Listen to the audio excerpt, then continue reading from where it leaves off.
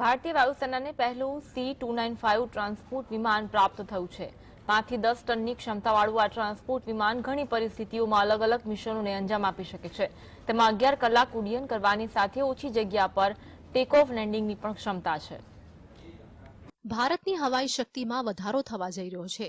સ્પેનથી પહેલું C-295 transport વિમાન ભારતને મળ્યું છે। ભારતીય વાયુસેના પ્રમુખ વિમાન લેવા માટે સ્પેન પહોંચી ચૂક્યા છે।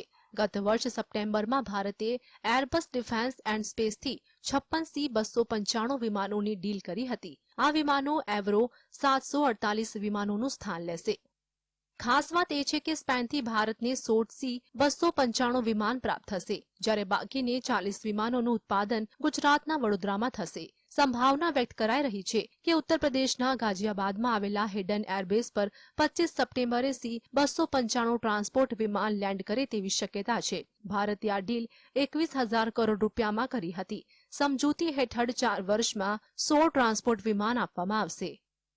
It's a major milestone not only for Indian Air Force but for the whole country for two reasons. One, for the Air Force, it improves our tactical airlift capability by leaps and bounds. For the nation, it marks the beginning of a new era for Atmanirbhar Bharat, wherein, as you are aware, after the first 16 aircraft roll out from this plant, the 17th aircraft onwards will be made in India. And for the Indian aviation industry, it's a big step, wherein we will be manufacturing the first military aircraft, transport aircraft.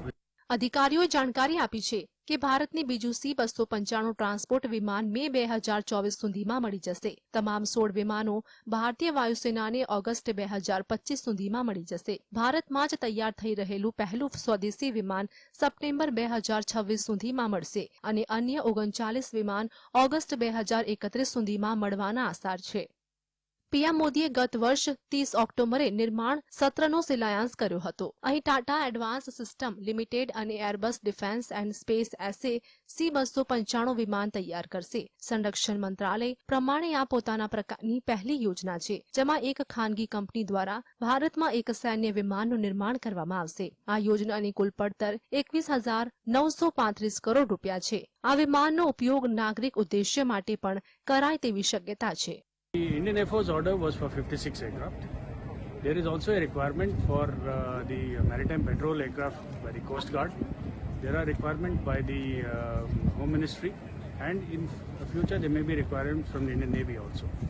So in total we expect that the numbers may go well beyond 56.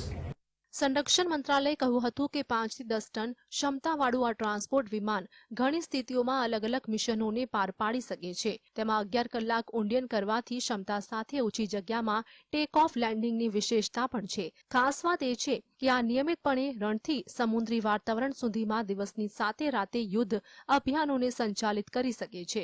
C-295 9 payloads અથવા 71 જવાનો અથવા 45 પેરાટ્રુપર્સને લઈ જવા સક્ષમ છે। તેની સાથે 480 kilometre પ્રતિ કલાકની મહત્તમ સ્પીડથી મિશનને પાર પાડી શકે છે। સરકારે જાણકારી આપી હતી કે તમામ 56 ટ્રાન્સપોર્ટ વિમાન ભારતીય DPSU ભારત ઇલેક્ટ્રોનિક્સ લિમિટેડ અને ભારત ડાયનેમિક્સ લિમિટેડમાં તૈયાર થયેલા સ્વદેશી ઇલેક્ટ્રોનિક્સ વોરફેર સૂટથી સજ્જ હશે। ભારતીય વાયુસેનાના 56 વિમાનોની ડિલિવરી પૂરી થયા બાદ એરબેસ ડિફેન્સ એન્ડ સ્પેસને ભારતમાં નિર્મિત વિમાનોને સિવિલ ઓપરેટરોને વેચવા અને દેશોને નિકાસ કરવાની મંજૂરી આપવામાં આવશે, જેમને ભારત સરકાર દ્વારા મંજૂરી આપવામાં આવી છે। Bureau report GSTV।